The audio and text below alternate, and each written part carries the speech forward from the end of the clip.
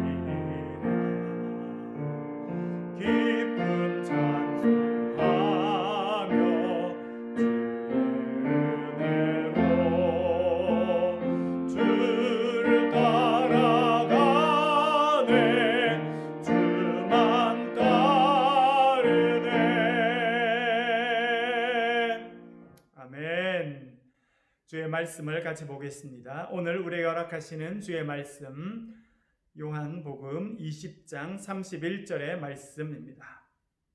기록된 계시의 말씀 요한복음 20장 31절 말씀입니다. 우리 다 같이 하셔서 같이 보겠습니다. 또 화면으로 띄워주는 또 말씀을 같이 보시면서 한 목소리로 천천히 같이 보시겠습니다. 요한복음 20장 31절 말씀입니다. 같이 읽겠습니다. 시작.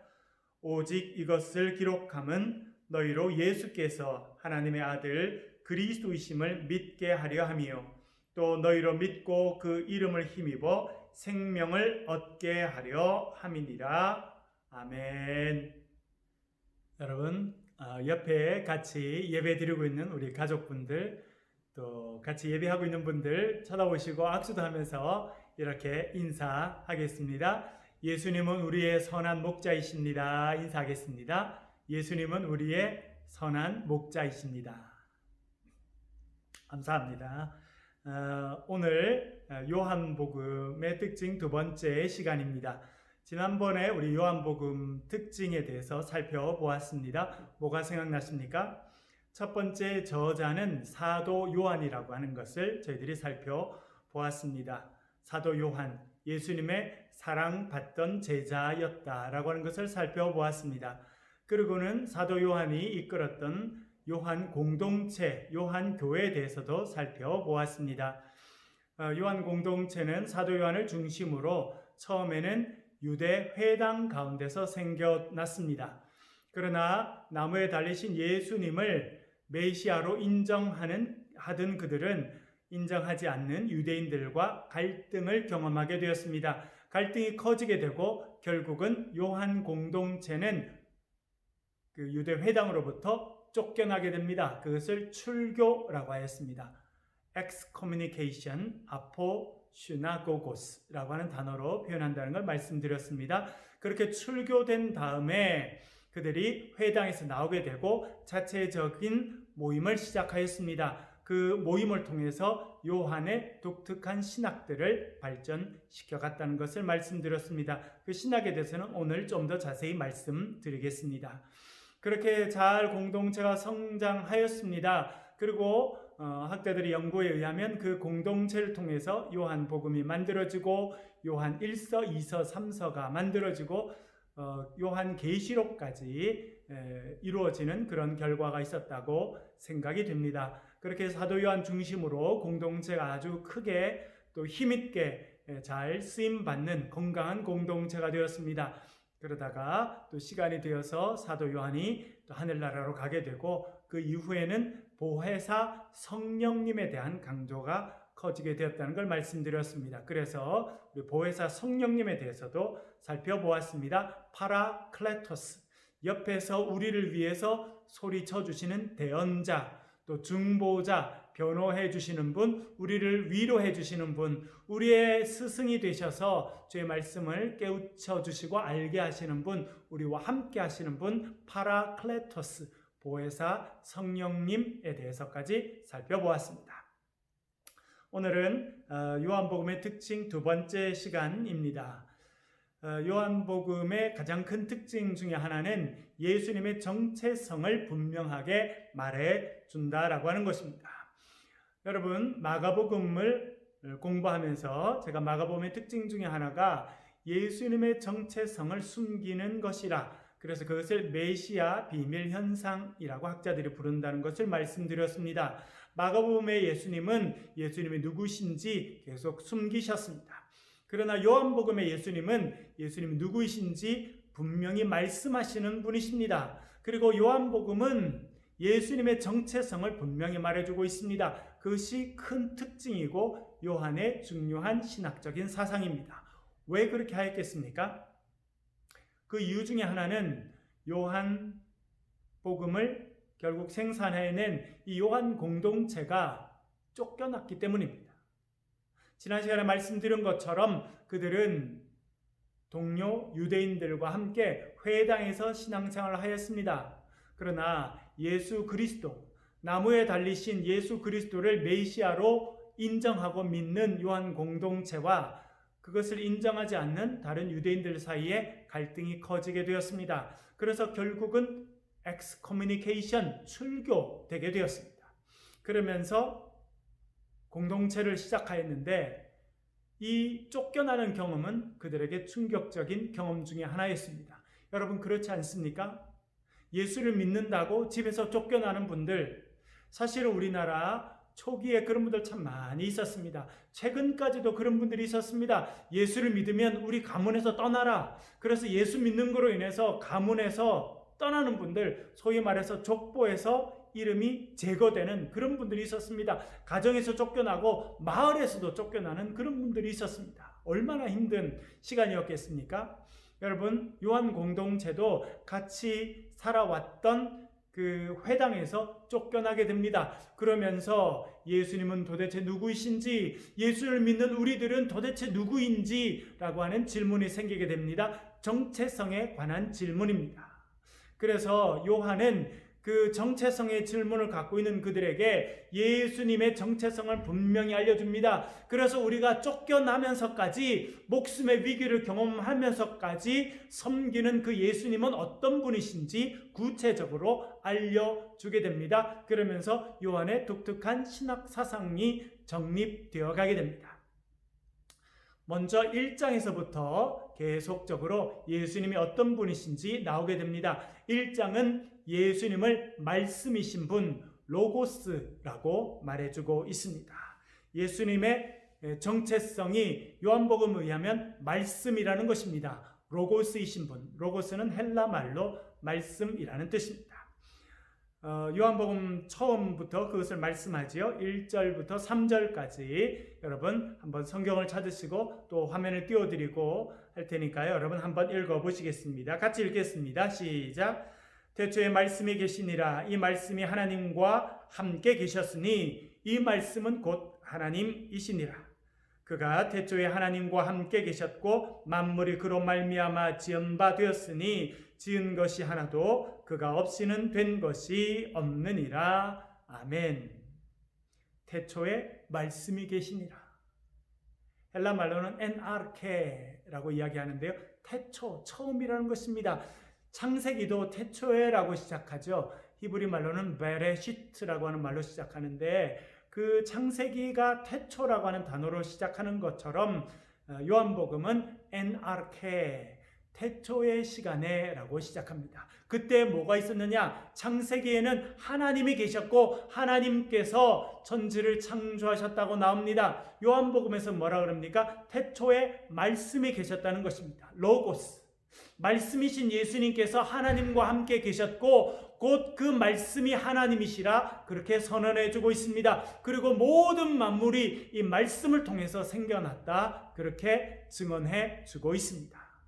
말씀이신 예수님, 로고스이신 예수님, 요한이 알려주고 있는 예수님의 가장 중요한 정체성 중에 하나입니다. 그리고 예수님을 말씀으로 이해하는 것은 요한의 대단히 독특한 신학 사상이라 그렇게 말씀드릴 수 있겠습니다. 말씀드린 것처럼 헬라어로 말씀이라고 하는 의미를 가지고 있는 단어는 중요한 단어는 두 가지입니다. 하나는 로고스이고 또 다른 단어는 레마입니다. 레마. 그냥 레마가 아니고 흐 발음이 들어 있습니다. 그래서 레마 이렇게 발음해야 되는데요. 발음하기 좀 어렵습니다. 여기서 제가 밑에 우리 나눠드린 참고 자료에 로고스와 레마의 엄격한 구분은 의미가 없다 이렇게 써두었습니다. 로고스라는 단어는 신약 성경에 330번 쓰입니다. 그리고 레마라고 하는 단어는 68번 쓰이고 있습니다. 많은 분들이 아마 목사님들 그리고 특별히 전에 그 부흥사분들이 다니시면서 레마를 드려야 된다. 로고스 아니고 레마를 드려야 된다. 아마 그런 이야기를 자주 들으셨던 분이 계실 것입니다. 지금도 그렇게 가르치는 분들이 좀 많이 있습니다. 그래서 로고스는 기록된 말씀이다. 단순하게 기록된 말씀, 우리 책에 적혀져 있는 이 말씀이 로고스다. 이 로고스는 모든 사람에게 주어진 것이다. 그리고 이 로고스는 머리로 배우는 말씀이고 지식으로 아는 말씀이다. 이렇게 설명하는 분들이 있습니다. 거기에 비해서 레마는 기적을 일으키는 능력의 말씀이 레마다, 그렇게 가르치고요. 이 레마는 특정한 상황에서 특정한 사람에게 주어진 말씀이다, 그렇게 가르치기도 하였습니다. 또 이 레마는 머리로 배우는 말씀이 아니라 경험을 통해서, 삶의 경험을 통해서 배우는 말씀, 그리고 나에게 주시는 말씀, 모든 사람에게 주시는 말씀이 아니라 나에게 주시는 말씀이 레마의 말씀이다, 그렇게 설명하는 것을 들으신 분들이 많이 있을 것입니다. 제가 또 오늘 본문 말씀을 제가 준비하면서 상당히 많은 부분, 제가 이 로고스라고 하는 헬라어가 쓰인 본문, 레마라고 하는 단어가 쓰인 본문을 찾아보면서 그렇게 많은 부흥사 분들이 가르치셨던 것이 맞는지 살펴보았습니다.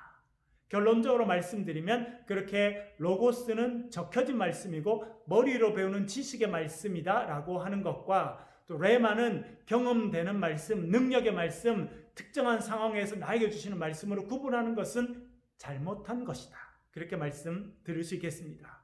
성경이 그렇게 구분하지 않습니다. 어떤 분들은 레마를 이야기하면서 레마는 나에게 주신 말씀이고 기적을 일으키는 말씀이다, 그러면서 누가복음 5장 5절을 말합니다. 거기에 보면 베드로가 밤새 그물을 던졌지만 물고기를 잡지 못합니다. 주님께서 깊은 데 가서 그물을 내려서 물고기를 잡으라 말씀합니다. 그때 베드로가 대답하죠. 우리가 밤이 새도록 잡은 것이 없지만은, 밤이 새도록 그물을 던졌지만 잡은 것이 없습니다. 그러나 내가 주님의 말씀에 의지하여 그물을 내리겠습니다 할 때 에피레마티수라고 하는 단어를 씁니다. 여기 레마라고 하는 단어가 나옵니다. 그래서 이 베드로에게 주신 능력의 말씀이 레마다. 그래서 그 레마의 말씀에 의지해서 그물을 내렸더니 물고기가 가득 잡혔다. 그물이 찢어질 만큼 물고기를 잡았다. 그래서 레마의 말씀은 기적을 일으키는 말씀이고 예수님께서 베드로에게 주신 말씀이 레마다, 그렇게 이야기하였습니다. 그렇게 하는 분들이 많이 있습니다. 그러나 여러분, 꼭 그렇지는 않습니다. 왜냐하면 레마나 로고스나 말씀이라고 우리 성경에서 번역되고 있는데요. 기적을 일으키는 것이 레마이고 로고스는 기적이 아니라 그저 적혀진 말씀이다, 그렇게 말하는 것은 옳지 못한 설명 중에 하나입니다. 몇 가지 예를 들어보겠습니다. 마태복음 8장 8절에 보면 백부장이 등장합니다. 백부장의 하인이 중풍병에 들었습니다. 그래서 백부장이 예수님께 와서 예수님, 제 하인을 고쳐주십시오, 그렇게 말합니다. 그럴 때 예수님께서 내가 그럼 집에 가겠다 말씀하십니다. 그러자 이 백부장이 이렇게 말합니다. 마태복음 8장 8절입니다. 백부장이 대답하여 이르되 주여, 내 집에 들어오심을 나는 감당하지 못하겠사오니 다만 말씀으로만 하옵소서. 그러면 내 하인이 낫겠사옵나이다. 그러니까 이 하인의, 병든 하인을 고쳐주는 능력의 말씀이죠. 여기에 레마라는 단어가 쓰인 것이 아니라 다만 말씀으로만 하옵소서라고 할 때 로고스라고 하는 단어가 적혀졌습니다. 그러니까 로고스라는 말씀, 그 말씀도 능력의 말씀이라는 것입니다. 레마는 능력의 말씀이고 로고스는 그저 적혀져 있는 지식으로 하는 말씀, 그렇게 구분하는 것이 의미가 없다라고 하는 것입니다. 여기서 예수님께서 하시는 말씀, 결국 백부장의 하인이 낫게 되는 이 말씀도 마태복음에는 로고스라고 적혀져 있습니다. 그리고 사도행전 10장 44절, 이 부분에는 레마라는 단어와 로고스란 단어가 한꺼번에 쓰입니다. 어떻게 구분이 되는지 혹은 되지 않는지 살펴보겠습니다. 이렇게 되어 있습니다. 베드로가 이 말을 할 때에, 여기서 첫 번째 말은 레마라고 하는 단어가 쓰였습니다. 성령이 말씀을 듣는 모든 사람에게 내려오시니, 성령이 말씀을 듣는 사람에게 내려오셨다 할 때 이 말씀은 로고스입니다. 그러니까 말씀을 들었더니 성령이 임하게 됐다는 것입니다. 능력의 성령, 보혜사 성령께서 임하게 됐는데 그때 이들이 들었던 말씀을 로고스 말씀이라고 말합니다. 베드로가 했던 말은 레마라고 말하고 이들이 듣고 성령의 임하심을 경험하게 됐던 것을 로고스라고 말합니다. 여러분, 무엇을 의미하냐면 레마와 로고스를 많은 사람들이 나누는 것처럼 그렇게 나누는 자체가 별로 의미가 없다는 것입니다. 레마도 능력의 말씀이고 로고스의 능력의 말씀입니다. 특별히 여러분, 로고스는 그저 단순히 기록된 말씀, 그저 머리와 지식으로 아는 말씀이라고 하면 심각한 문제를 일으키는 것은 요한복음 1장입니다. 왜 그렇습니까? 예수님, 살아계신 능력의 말씀이요, 살아계신 하나님의 아들이신 예수님을 로고스라고 표현하기 때문에 그렇습니다. 여러분, 살아있는 하나님의 말씀, 생명의 말씀, 하늘에서 내려온 떡이요 살아있는 물이신 예수님을 로고스라고 표현해주고 있습니다. 그 능력의 말씀이 예수님이시고 그 예수님이 곧 로고스입니다. 그렇기 때문에 로고스와 레마를 엄격하게 구분하는 것은 올바르지 못한 이해다, 그렇게 말씀드릴 수 있겠습니다.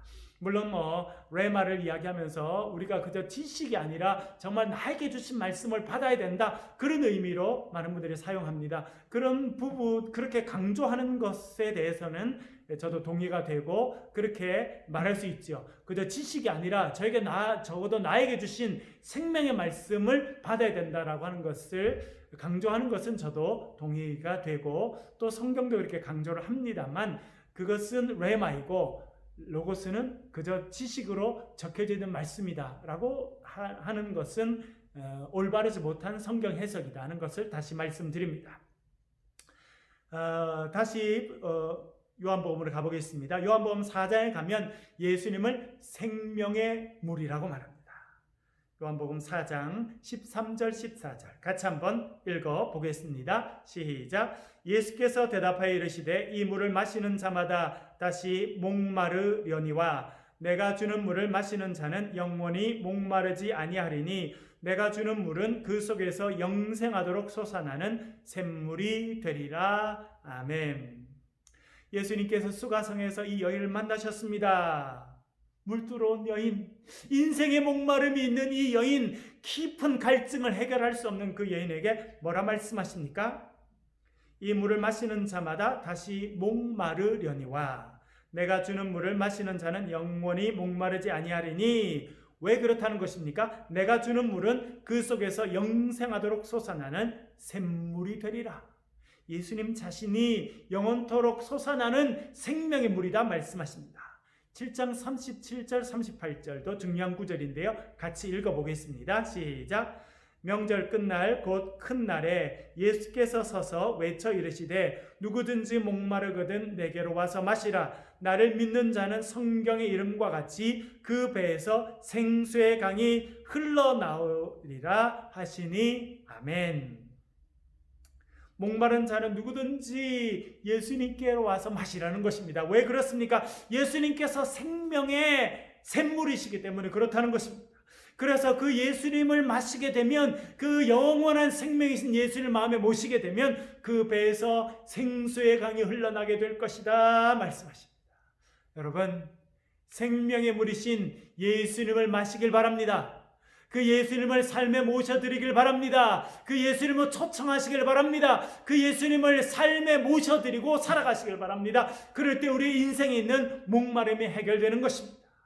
우리의 심령 가운데서 마르지 않는 영원한 생명의 강수가 흘러나게 될 것이다 말씀하십니다. 이 생명의 물이신 예수님을 모시고 살아가시는 저와 여러분 되실 수 있기를 주의 이름으로 간절히 축원합니다. 아멘. 또 6장에 가면 생명의 떡이 나옵니다. 여러분 6장 8장 이제 이곳부터는 특별한 표현이 쓰입니다. 헬라어로는 에고 에이미라고 하는 표현입니다. 에고라고 하는 표현은 나는 이라고 하는 뜻입니다. 여러분 에고이즘 이런 거 있죠. 자기 중심주의를 에고이즘이라고 하게 되고, 우리 영어 단어도 그렇고요. 여러 단어에서 에고라고 하는 단어는 나라는 뜻을 갖고 있는데 헬라어에서 나왔습니다. 헬라어에서 에고라고 하는 단어가 나라는 뜻입니다. 에이미라고 하는 단어는 이다라고 하는 것입니다. 영어로 말하면 I am 누구누구, 그렇게 할 때 I am이라고 번역될 수 있는 표현이 에고 에이미입니다.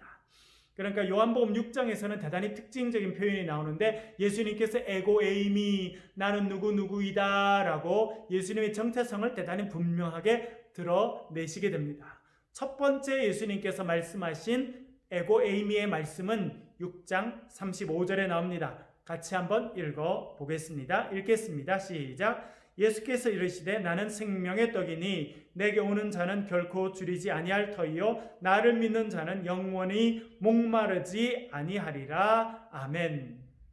예수님께서 뭐라 말씀하십니까? 나는 생명의 떡이다. 내게 오는 자는 결코 줄이지 아니할 것이요 나를 믿는 자는 영원히 목마르지 아니하리라 말씀하십니다. 예수님께서 사장에는 생명의 물이십니다. 그래서 그분을 모셔드리는 사람은 영원히 목마르지 않을 것입니다. 예수님은 또 생명의 떡이십니다. 그분을 모셔드리는 자는 목마르지 아니할 것이고 배고프지 않게 될 것이다. 영원히 줄이지 아니할 것이다 말씀하십니다. 6장 51절도 한번 읽어 보겠습니다. 시작. 나는 하늘에서 내려온 살아있는 떡이니 사람이 이 떡을 먹으면 영생하리라. 내가 줄 떡은 곧 세상의 생명을 위한 내 살이니라 하시니라. 아멘. 예수님께서 누구라 말씀하십니까? 나는 하늘에서 내려온 살아있는 떡이라 말씀하십니다. 이 떡을 먹는 자는 영생하리라. 영원히 죽지 아니하리라 말씀하십니다. 내가 줄 떡 곧 내 자신은 세상의 생명을 위한 내 살이라 말씀하십니다. 여러분, 우리가 또 성찬식을 행하면서 이것은 예수님의 살입니다. 우리 위해 찢어주신 예수님의 살입니다 하면서 떡을 나눠주죠. 이 떡을 우리는 예수님의 이 생명의 떡을 상징하는 것으로 나눠드리는 것입니다. 그래서 6장에서 예수님께서는 나는 생명의 떡이다 말씀하십니다. 여러분, 이 생명의 떡이신 주님을 인생에 받아들이시고 이분을 먹고 모시고 살아가시길 바랍니다. 그럴 때 우리에게 영원한 생명이 주어지게 될 줄로 믿습니다. 우리를 살리는 영원한 생명의 떡, 그분이 예수님이라 그렇게 요한복음은 말씀해주고 있습니다. 두 번째 에고 에임이 나는 누구누구이다 라고 하는 말씀은 8장에 나옵니다. 8장 12절 말씀 같이 한번 읽겠습니다. 예수께서 또 말씀하여 이르시되 나는 세상의 빛이니 나를 따르는 자는 어둠에 다니지 아니하고 생명의 빛을 얻으리라. 아멘. 예수님께서 누구라고 말씀하십니까? 나는 세상의 빛이라 말씀하십니다. 요한복음 1장에도 이 로고스이신 주님이 빛이라 말씀하십니다. 어둠에 빛이 오셔서 빛을 비춰주셨다 말씀하십니다. 여러분, 창세기에도 보면 하나님께서 빛을 창조하시죠. 그래서 어둠의 세상에 빛이 임하게 됩니다. 이 세상에 주신 빛이 누구냐면 예수 그리스도라 말씀합니다. 세상은 어둡습니다. 여러분, 이 세상은 캄캄합니다. 어둡습니다. 죄악이 관영하고 어둠의 세력이 가득 차 있습니다. 때때로 우리의 마음에도 어둠이 찾아옵니다.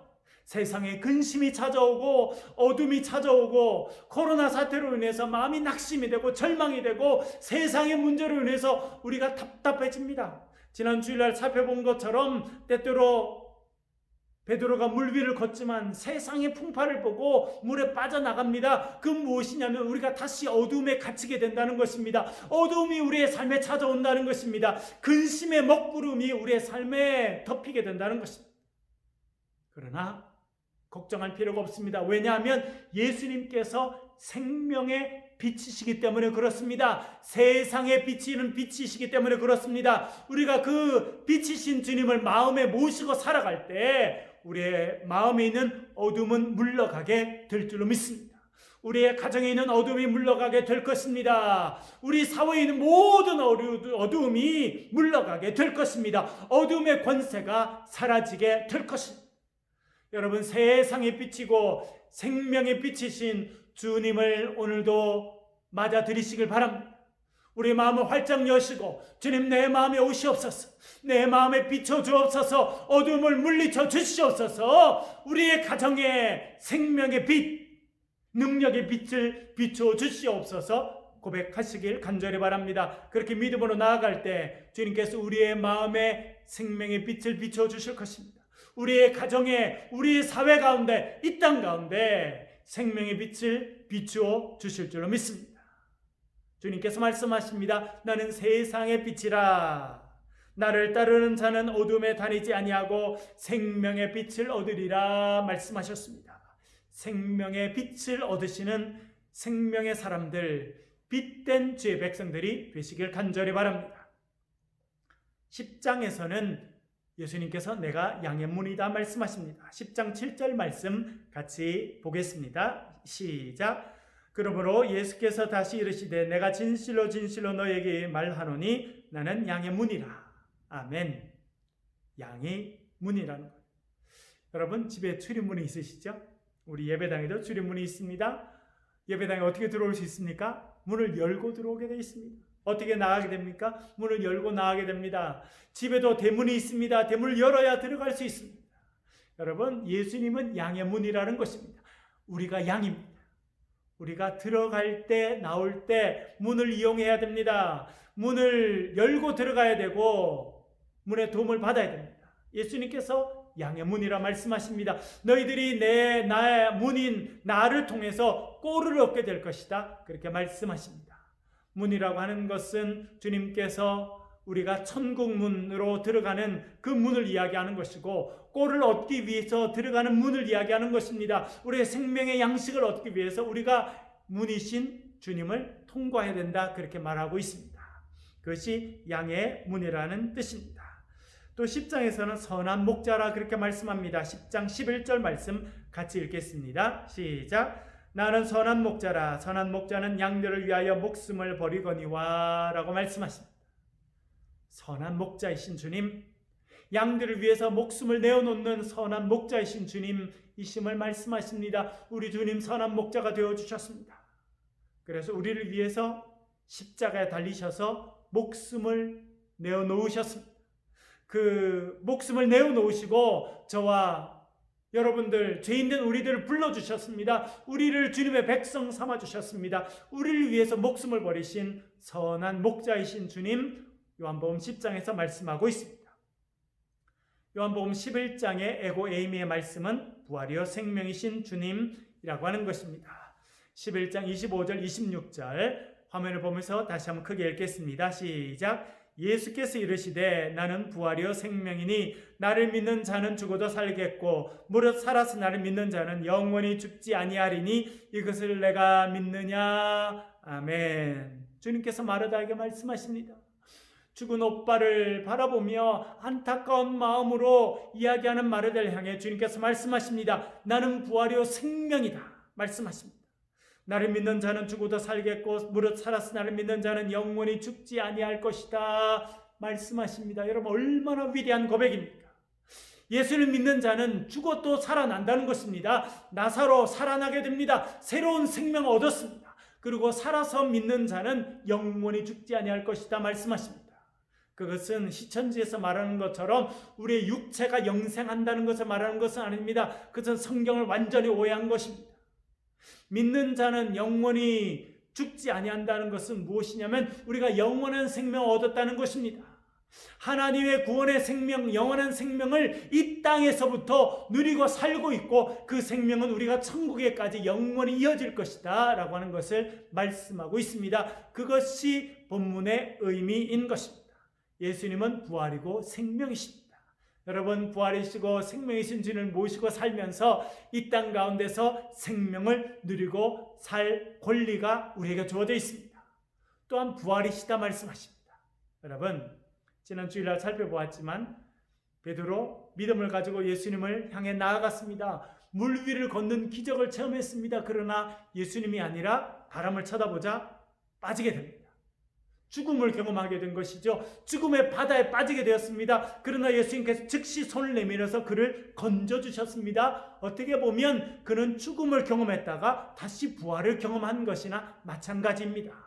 예수님, 부활이신 주님, 우리의 삶에 찾아오셔서 우리에게 부활의 생명을 허락해 주십니다. 영원한 생명을 주시고 부활의 약속을 주시는 분, 그분이 부활이신 주님이라 성경에 말씀하고 있습니다. 부활하신 주님을 고대하며 그 주님을 바라보시며 우리의 삶에서 부활의 능력을 체험하는 은혜가 있으시기를 간절히 바랍니다. 14장에 가면 길이요 진리요 생명이다 말씀하십니다. 에고 에이미의 말씀 14장의 말씀 14장 6절 같이 한번 읽겠습니다. 시작. 예수께서 이르시되 내가 곧 길이요 진리요 생명이니 나로 말미암지 않고는 아버지께로 올 자가 없느니라. 아멘. 예수님이 길이십니다. 딴 길이 없어요. 하나님께 가는 길, 천국에 가는 길, 철로역정에서 말하는 그 필그림, 순례자가 따라가서 결국 천성에 이르고 본향에 이르는 그 길은 오직 예수 그리스도밖에 없다 말씀하고 있습니다. 그 예수님이 천국에 이르는 길입니다. 진리의 길입니다. 내가 곧 길이요 진리요 생명이라 말씀하십니다. 여러분, 진리가 무엇입니까? 그분이 예수 그리스도입니다. 빌라도가 예수님께 질문하죠. 진리가 무엇이냐? 그는 로마의 총독이었지만 아주 높은 자리에 있었지만 세상의 권력과 힘을 갖고 있었지만 진리가 무엇인지 궁금했습니다. 여러분, 진리가 무엇입니까? 진리는 예수 그리스도이십니다. 진리를 알지니 진리가 너희를 자유롭게 하리라. 그렇게 요한복음에서 말씀하십니다. 여러분, 대학마다 이것을 많이 인용해 놨어요. 베리타스, 진리라는 뜻이죠. 그래서 유명한 대학들이 보면 라틴어로 베리타스, 우리는 진리를 추구한다, 그렇게 써놨습니다. 그 진리는 학문을 통해서 추구하는 것이라 그렇게 생각합니다.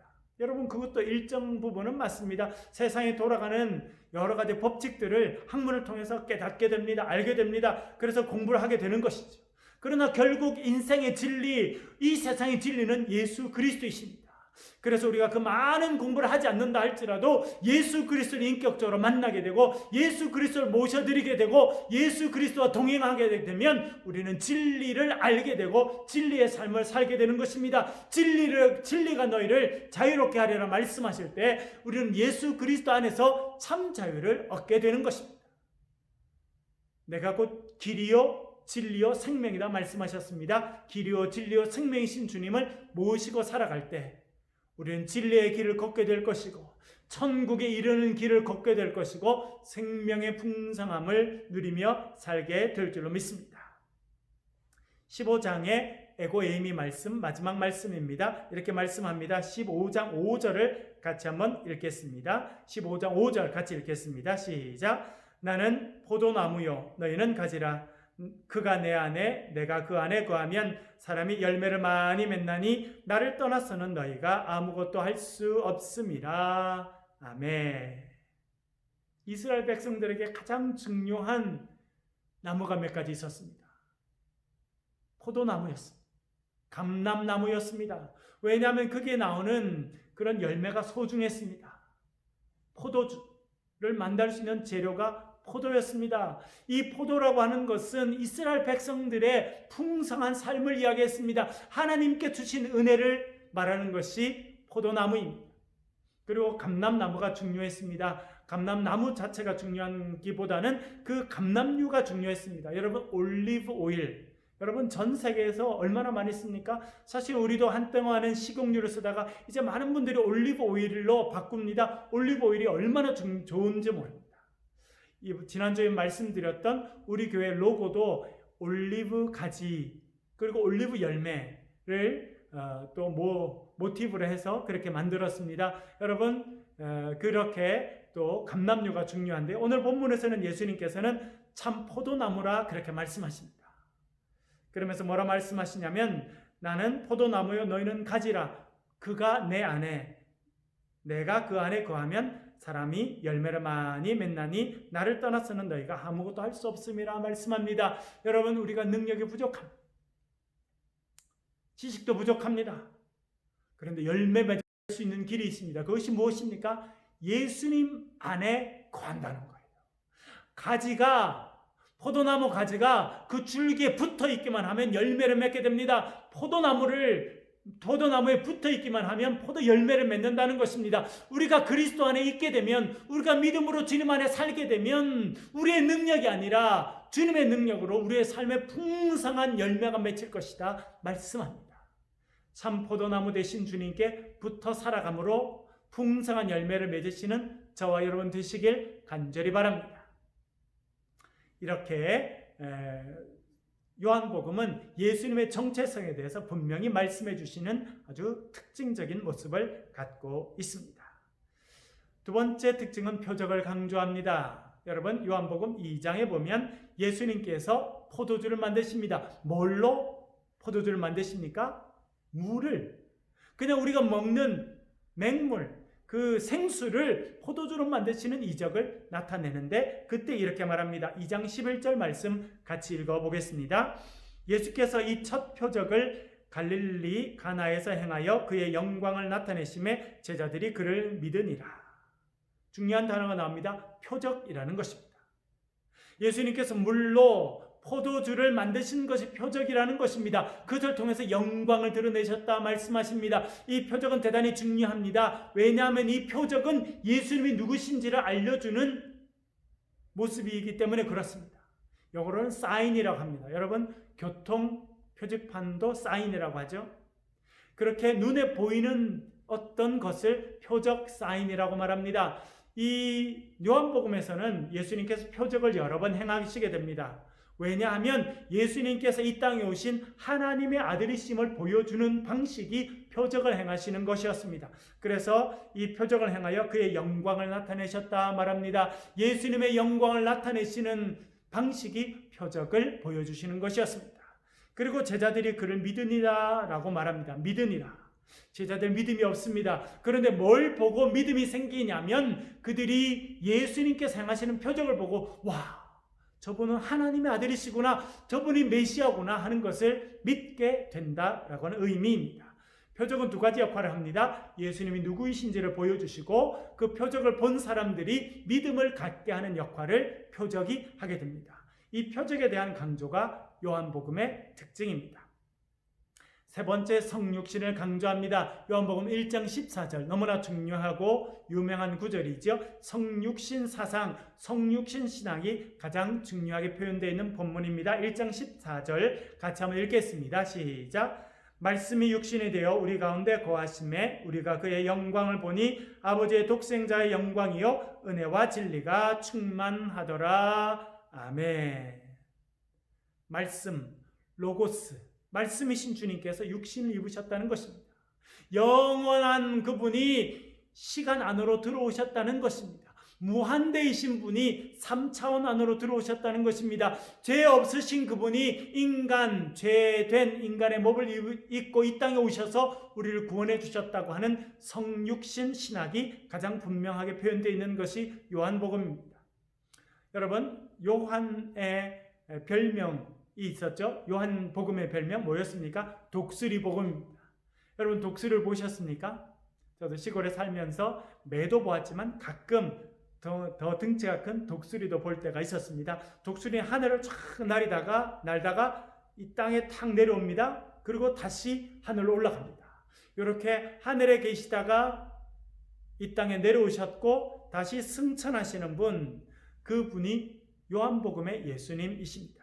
예수님은 하나님이십니다. 하나님과 본체이십니다. 하나님과 같이 천지를 창조하신 분이셨는데 그 말씀이신 주님께서 인간의 몸을 입고 오셨습니다. 그리고 결국 승천하심으로 영광을 받게 되십니다. 그 모습이 요한복음에 잘 표현되어 있습니다. 예수님의 성육신이 가장 강조되어 있는 복음서 요한복음, 그 특징을 갖고 있습니다. 네 번째, 공생의 3년입니다. 지난번에 제가 잠깐 말씀드렸습니다만 마태, 마가, 누가복음에 보면 마치 예수님께서 1년만 공생의 활동을 하신 것처럼 보입니다. 왜냐하면 갈릴리 지방에 계시다가 처음으로 예루살렘에 오시고 그 예루살렘에 오셔서 논쟁도 하시고 또 성전 정화도 하시고 그러시다가 핍박받으시고 십자가 달려 돌아가신 것처럼 묘사되어 있습니다. 그러나 요한복음은 예수님께서 3년 공생애를 살으셨다라고 하는 것을 알려주고 있습니다.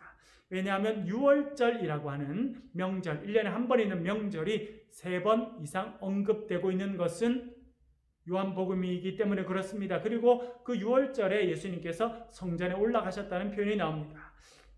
요한복음 2장 23절 같이 한번 읽어보겠습니다. 읽겠습니다. 시작. 유월절에 예수께서 예루살렘에 계시니 많은 사람이 그의 행하시는 표적을 보고 그의 이름을 믿었으나, 벌써 공생애를 시작하시자마자 요한복음 2장에서 벌써 예수님께서 유월절을 맞아서 예루살렘에 올라가셨고 그곳에서 예루살렘 성전을 정화하시는 일을 하셨다는 것을 요한복음은 말해주고 있습니다. 유월절에 예수님께서 예루살렘에 가셔서 표적을 행하셨고 표적을 보고 많은 사람들이 믿었다, 그렇게 말해주고 있습니다. 유월절 중요한 절기에 예수님께서 예루살렘에 올라가셨다고 말합니다. 그런데 6장에 가면 또 유월절이 나옵니다. 6장 4절입니다. 마침 유대인의 명절인 유월절이 가까운지라. 예수님께서 유월절을 한번 지내셨는데 또 유월절이 다가왔다라고 하는 것을 6장에서 말해주고 있습니다. 그리고 11장에 가면 또 유월절을 언급합니다. 11장 55절입니다. 유대인의 유월절이 가까움에 많은 사람이 자기를 성결하게 하기 위하여 유월절 전에 시골에서 예루살렘으로 올라갔더니, 그러니까 유월절, 이 중요한 절기를 예루살렘에서 지나기 위해서 시골에서 많은 사람들이 예루살렘으로 올라갔다, 그렇게 말합니다. 그리고 예수님께서도 이때 또 유월절을 지키기 위해서 예루살렘으로 올라가신 것으로 생각이 됩니다.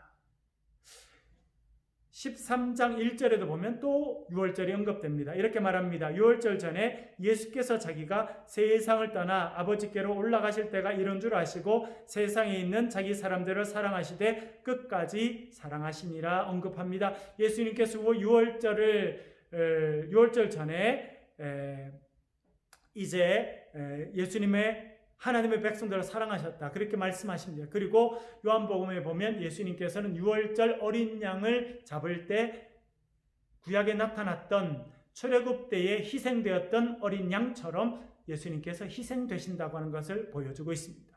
그래서 이렇게 여러 번 유월절이 언급되는 복음서가 요한복음입니다. 그래서 우리는 요한복음을 통해서 예수님께서 3년의 공생애를 지내셨다고 하는 것을 알게 됩니다. 이것을 알려주는 것이 요한복음의 특징입니다. 다섯 번째는 사랑에 대한 강조가 있습니다. 여러분, 요한복음은 사랑의 복음서입니다. 사랑이 참 많이 강조되어 있습니다. 요한복음 13장 34절, 대단히 중요한 구절입니다. 같이 읽겠습니다. 시작. 새 계명을 너희에게 주노니 서로 사랑하라. 내가 너희를 사랑한 것 같이 너희도 서로 사랑하라. 아멘. 구약의 모세가 율법을 받았습니다. 계명을 받았습니다. 여러분, 어디서 받았죠? 호렙산, 시내산에서 10가지의 계명을 받으면서 이제 율법을 받게 됩니다. 그 계명, 하나님께서 하나님의 백성들에게 지키라고 주신 것이 계명입니다. 그런데 요한복음은 위대한 선언을 합니다. 그것은 무엇이냐면 예수님께서 새 계명을 주시다는 것입니다. 마태복음에서는 예수님을 제2의 모세로 표현한다는 것을 말씀드렸습니다.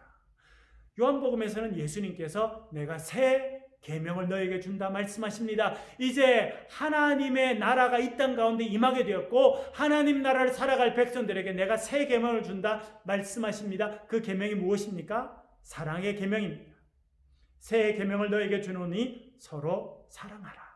서로 사랑하라라고 하는 것이 하나님 나라를 살아갈 백성들에게 주시는 새로운 계명이라 말씀하십니다. 요한복음 15장 12절에도 비슷한 것을 말씀하십니다. 같이 한번 읽겠습니다. 시작. 내 계명은 곧 내가 너희를 사랑한 것 같이 너희도 서로 사랑하라 하는 이것이니라. 아멘. 예수님께 주시는 계명이 있습니다. 그것이 무엇입니까? 서로 사랑하라 라고 하는 사랑의 계명임을 말씀해 주고 있습니다. 여러분, 그래서 사도 요한은 사랑의 사도로 불립니다. 사랑이 많았고 사랑을 실천했고 그래서 요한 공동체는 사랑이 풍성했던 사랑의 공동체였다고 알려져 있습니다. 근데 참 재밌는 것은 여러분, 사도 요한 예수님을 따라다니던 제자였을 때, 아주 젊은 제자였을 때 그는 사랑의 사도가 아니었습니다. 전승에 의하면 이 사도 요한은 12명의 제자 가운데 나이가 제일 어렸다고 생각이 됩니다. 그의 형이 있었죠. 형의 이름이 야고보였습니다. 야고보와 요한, 세베대의 아들이었죠. 아버지가 세베대고 그 위에 형이 야고보고 동생이 요한이었습니다. 제일 막내, 집에서도 막내고 제자들 가운데서도 막내였던 이 요한은 그렇게 사랑의 사도는 처음에는 아니었습니다. 알려주는 말씀이 마가복음 3장에 등장합니다. 마가복음 3장 17절 우리 같이 한번 읽겠습니다. 시작. 또 세베대의 아들 야고보와 또 야고보의 형제 요한이니 이 둘에게는 보아너게 곧 우레의 아들이란 이름을 더하셨으며. 재밌습니다. 별명을 얻었어요. 세베대의 아들인 야고보와 요한에게 별명을 붙여주셨습니다. 그것도 예수님께서 별명을 붙여주셨습니다. 그 별명이 뭐였습니까? 보아너게, 아람어라고 생각되는데요. 번역하게 되면 우레의 아들이다. 우레가 뭡니까 여러분? 쾅쾅쾅 번개가 치고 우레가 치게 되죠. 그렇게 세상을 울리는 그런 우레와 같은 아들이다. 그런 별명을 주셨습니다. 뭡니까? 다혈질이었다는 것입니다. 성격이 급했다는 것입니다. 목소리도 크고 다혈질이고 금방 화를 내기도 하고 금방 분노하기도 하는 사람이 이 야고보와 요한이었다는 것입니다. 특별히 나이가 어렸던 요한, 나이가 어렸지만 상당히 성깔이 있었던 것 같습니다. 그래서 화를 내기도 하고 따지기도 하고 또 그런 모습을 보여줍니다. 마가복음에 보면 예수님께서 예루살렘에 올라가실 때 이 야고보와 요한이 와서 예수님께 부탁합니다. 예수님 영광의 자리에 이르시거든 저희들 하나를 오른쪽에 하나를 왼쪽에 앉혀주십시오. 세상의 권력에 대한 욕심들도 있었습니다. 딴 사람들 많이 배려하지 못하는 그런 여러 가지 면에서 미숙한 사람이 사도 요한이었다고 하는 것을 성경이 알려줍니다. 사마리아 사람들이 예수님을 환영하지 않으니까 예수님 우리가 말씀드려서 저 불이 와서 하늘에서 벌이 이 사람들에게 내리기를 원하십니까? 라고 물어봅니다. 사도 요한, 그는 젊을 때 성격이 급했습니다. 사랑으로 충만하기보다는 때때로 화를 내고 때때로 분노하고 큰 소리로 사람을 책망하기도 하는 그런 사람, 그래서 우레의 아들이라는 별명을 얻는 사람이 되었습니다. 그러나 십자가에 달리신 주님을 바라보게 됩니다. 마지막 십자가에 달려서 돌아가시는 그 주님의 모습을 보고 그 목숨을 주기까지 우리를 사랑하신 그 주님을 바라보며 그는 변화되기 시작합니다. 그리고 예수님의 어머니 마리아를 모시고 살아가며 그는 교회를 섬기는 사도가 되면서 그는 점점 변화되게 됩니다. 예수님의 모습을 닮은 사람이 됩니다. 그래서 급기야는 그는 사랑의 사도가 됩니다. 별명이 사랑의 사도였습니다. 그리고 그는 요한복음을 적으면서 요한 1서를 적으면서 자녀들아 우리가 서로 사랑하자 그렇게 말하는 그런 사랑의 사도가 되었다고 하는 것을 알게 됩니다. 여러분 우리도 지금 부족하고 연약합니다. 화를 내고 성격이 급하고 예수님 닮지 못한 모습이 우리 가운데 많이 있습니다. 여러분 그러나 낙심할 필요는 없습니다. 우리가 예수 그리스도를 바라보고 말씀을 묵상하고 십자가에 달리신 주님을 묵상하며 살 때 우리도 사도 요한처럼 점점 바뀌어가게 될 것입니다. 인격적으로 성숙하게 될 것이고 예수님의 사랑이 우리의 마음에 쌓여서 우리도 결국 사랑의 사람, 주님을 닮은 사람으로 성숙하게 될 줄 믿습니다. 그런 은혜가 저와 여러분의 삶에 충만하시기를 간절히 바랍니다. 그렇게 사랑을 강조한 것이 사도 요한이었고 사도 요한이 이끌던 요한 공동체였고 사도 요한이 쓴 요한 공동체는 요한복음은 사랑을 강조하였다. 그렇게 말씀드릴 수 있습니다. 우리 6번 기록 목적입니다. 기록 목적을 분명하게 써두었는데요. 이것을 같이 한번 읽어보겠습니다. 요한복음 20장 31절입니다. 같이 큰 목소리로 읽겠습니다. 시작. 오직 이것을 기록함은 너희로 예수께서 하나님의 아들 그리스도이심을 믿게 하려 함이요 또 너희로 믿고 그 이름을 힘입어 생명을 얻게 하려 함이니라. 아멘. 이것이 요한복음을 적은 목적이라 기록해 둡니다. 왜 기록했다는 것입니까? 너희로 예수님께서 하나님의 아들이신 그리스도이심을 믿게 하려고 한다는 것입니다. 여러분 예수님이 누구십니까? 하나님의 아들이시고 그리스도이십니다. 메시아이십니다. 우리의 구세주가 되십니다. 그것을 믿게 하려고 썼다라고 하는 것입니다. 그리고 너희로 믿고 그 이름을 힘입어 생명을 얻게 하려 함이니라. 예수님을 믿고 생명 되신 예수 그리스도를 믿고 우리도 영원한 생명을 얻는 하나님의 백성, 천국의 백성이 되게 하기 위해서 이것을 썼다 그렇게 말씀하고 있습니다. 여러분 우리 영원한 생명 되신 하나님의 아들 메시아이신 그리스도를 오늘도 다시 한번 마음에 믿으시길 바랍니다. 그분을 모셔드리시길 바랍니다. 그럴 때 그분이 우리의 마음에 올 때 우리의 인생의 갈증이 해결될 것입니다. 목마름이 해결될 것입니다. 생명의 뜻이신 그분이 오실 때, 그분을 모시고 살아갈 때 우리는 목마르지 않게 될 것이고 배에 고프지 않게 될 것이고 영원한 생명을 누리며 살 것입니다. 그리고 생명의 빛이신 그분이 오실 때 우리의 마음이 밝아지고 우리의 심령이, 가정이, 우리 인생이 밝은 빛으로 가득 차게 될 줄로 믿습니다. 그리고 참 포도나무 되신 그분께 달려있을 때, 그분을 우리 심령 가운데 모시고 살아갈 때 우리의 삶에 풍성한 열매가 있게 될 줄로 믿습니다. 지난 시간, 이번 시간 요한복음에 대해서 살펴보았습니다. 여러분, 성령을 강조했던 성령의 공동체고, 사랑을 강조했던 사랑의 공동체고, 또 예수님의 정체성을 강조하며 생명의 풍성함을 얻으라고 우리에게 말씀해주고 있는 것이 요한복음입니다. 여러분, 요한복음을 통해서 말씀하시는 주의 은혜를 기억하며 생명을 풍성히 얻으시고 또 성령을 의지하고 살아가시는 저와 여러분 되실 수 있기를 주의 이름으로 간절히 축원합니다. 이 시간 우리 통성으로 같이 한번 기도하겠습니다. 들으신 말씀 기억하면서 하나님, 저희들도 사도 요한을 따라 주님을 섬겼던 그 공동체처럼 온전히 주님을 섬기는 믿음의 백성들이 되게 하여 주시옵소서. 특별히 사랑의 공동체가 되게 하여 주옵소서. 우리 힘으로 사랑하기 어렵습니다. 요한의 공동체가 사랑을 강조하며 성령을 강조하며 사랑의 공동체가 된 것처럼 우리가 사랑의 공동체가 되게 도와주옵소서. 기도해 주시길 바랍니다. 이 나라와 민족을 위해서 기도하겠습니다. 또 이태원에서 터진 그 일로 인해서 개학이 또 한 주 더 미뤄졌습니다. 우리 고3 학생들, 우리 중3 학생들, 우리 자녀들 위해서 기도해 주시고 이 나라 민족을 위해서 기도해 주시고 우리 새창조 교회를 위해서 기도해 주시길 바랍니다. 이 시간 소리를 내서 통성으로 같이 한번 기도하겠습니다. 아버지 하나님, 이 저녁에 주의 말씀을 듣게 하시니 주님 감사합니다. 주여, 요한복음을 통해서 예수님이 누구신지 제대로 깨닫게 하시니 주님 감사합니다. 말씀이신 주님, 생명의 물이신 주님, 생명의 터이신 주님, 선한 목자 되신 주님, 우리의 선한 목자 되신 주님, 우리의 참 포도나무 되신 주님, 부활이요 생명이신 주님, 진리요 생명이신 그 주를 바라보며 살아가는 저희들이 되게 주님 도와주시옵소서. 주여, 저희들이 목이 마릅니다.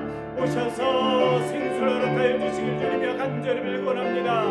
아버지 하나님, 이스라엘 백성들을 광야에서 만나를 먹었지만 아버지 하나님 죽었습니다. 아버지 하나님 오셔서 생명이 되신 주님이 되어주시고 그 생명의 떡을 먹고 마실 때 아버지 하나님, 저희들 영원한 생명을 얻는 복된 자녀들이 되게 하여 주시옵소서. 우리 아버지 하나님, 사랑 없는 세상에 살고 있습니다.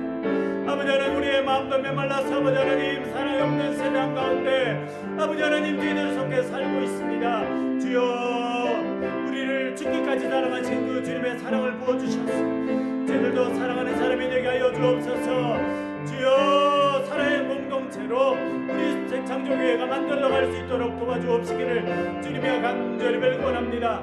아버지 하나님, 또한 코로나 사태가 또 다른 국면에 들어서서 큰 어려움을 겪고 있습니다. 주여, 불쌍히 여겨주시옵소서. 주님, 확진자들을 치료하여 주시고 아버지 하나님, 더 이상 확산되지 않도록 아버지 하나님 도와주옵시기를 주님이여 간절히 빌곤합니다. 이를 위해서 수고하고 애쓰는 의료진들을 축복하여 주시고 공무원들 가운데 은혜를 베풀어 주시옵소서. 특별히 우리 자녀들 학교에 가지 못하고 아버지 하나님, 연기 또 한 주간 또 계약이 연기되어서 우리 자녀들 실망하고 낙심하고 어려운 가운데 있습니다. 우리 자녀들 주님 붙잡아 주시고 낙심치 않게 하여 주시고 주를 바라보며 세움을 얻게 하여 주시고 주여, 학교에 가서 마음껏 뛰며 마음껏 공부하게 하여 주시고 주의 말씀을 배우며 주의 은혜 가운데 아버지 하나님 세상을 당당히 살아가는 주님의 자녀들이 되게 주님 도와주시옵소서. 우리 새창조교회의 교인들 가운데서도 사업의 어려움을 겪고 있는 분들이 있습니다.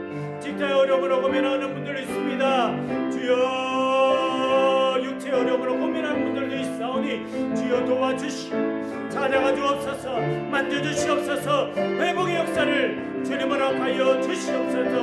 어렵고 힘들 때 아버지 하나님, 우리의 삶의 광풍이 다가올 때 아버지 하나님 주를 바라보게 하여 주시오. 우리 가운데 믿음을 더하여 주셔서 주님의 걸었던 베드로처럼 저희들도 어렵고 힘든 때에 물 위를 걷는 역사를 체험하는 믿음의 사람들이 되게 하여 주시옵소서. 주여, 요한의 공동체를 축복해 주시고 그 공동체가 요한복음을 쓰며 요한 1, 2, 3서를 쓰며 요한계시록을 쓰는 아름다운 믿음의 공동체로 성장하였습니다. 주여, 저희들 가운데 은혜를 베풀어 주셔서 사랑의 공동체, 성령의 공동체가 되어서 하나님 역사를 이 태국 땅 가운데, 대한민국 가운데 새로 이루어지는 하나님 믿음의 공동체로 성장할 수 있도록 은혜와 복을 도하여 주시옵소서.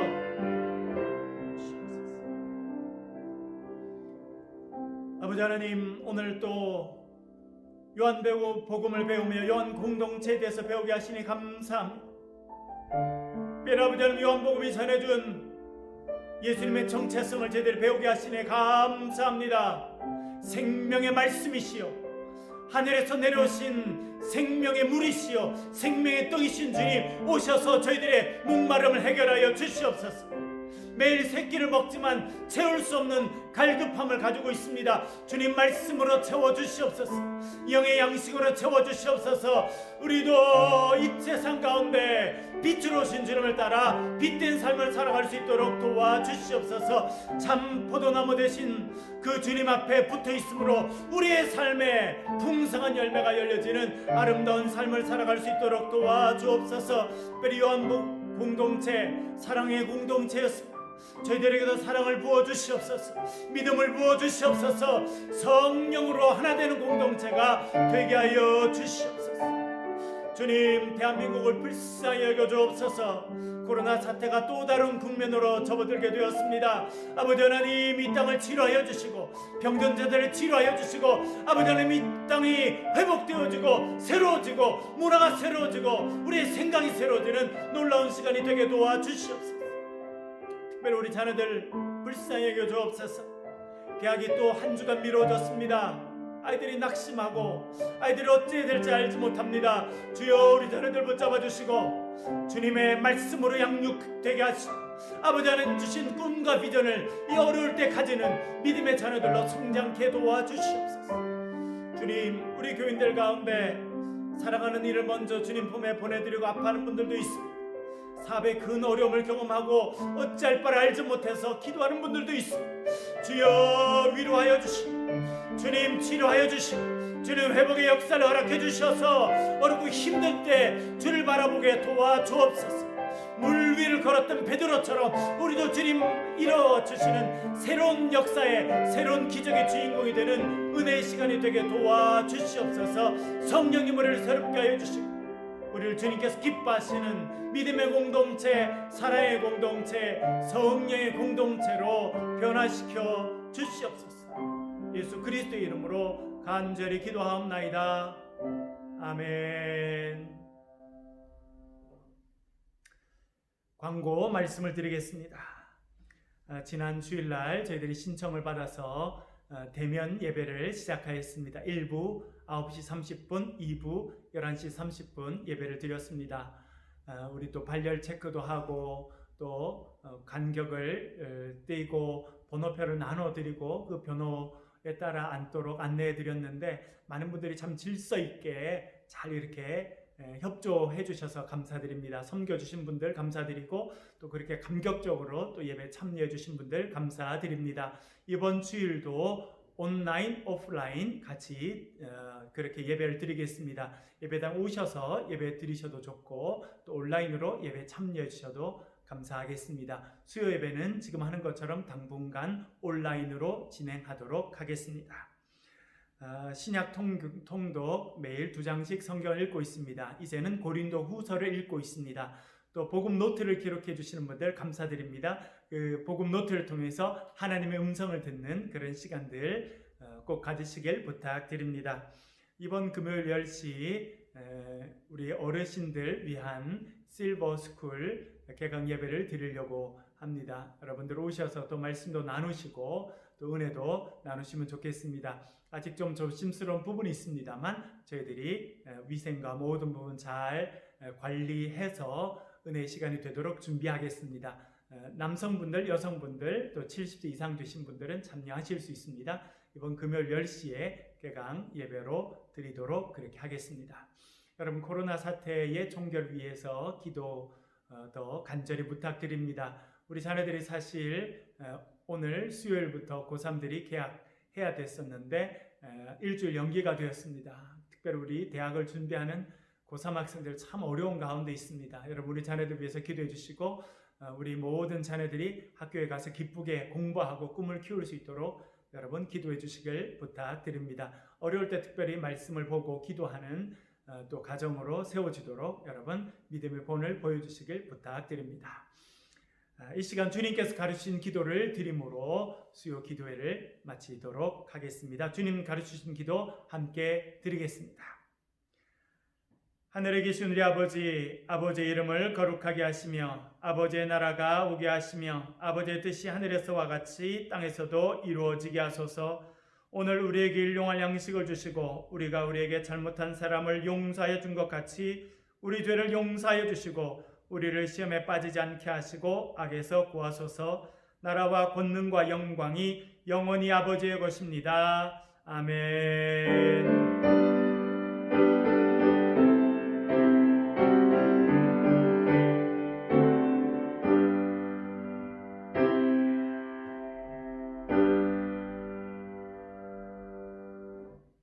아멘. 주님 은혜 가운데 복된 수요일 저녁 되시길 바랍니다. 감사합니다.